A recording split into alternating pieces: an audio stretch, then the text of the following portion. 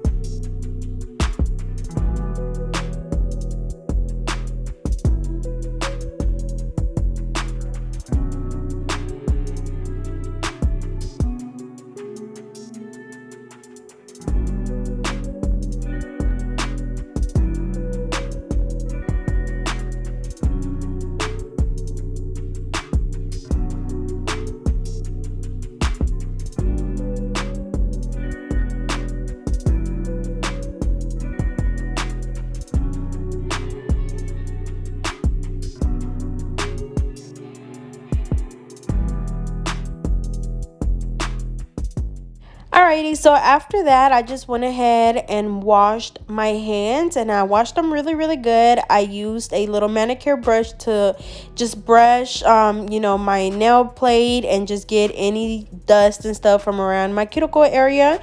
And then I'm going to go in with the cuticle oil and just gently massage it in to bring my cuticles back to life and just moisturize them. So this is how to properly remove your acrylic nails. You don't want to pull them off. You don't want to bite them off because you will damage your nail plate. So this is it for this video. I hope you guys enjoyed, and do not pull your nails off, y'all. You will damage your nails. But again, this is everything that I used: the Soak and Bows acetone nail drill, hand file, buffer, cuticle pusher, cuticle oil, and the nail clipper. And I think that was pretty much it. So again, I'll see you guys next time, and I hope you guys enjoyed.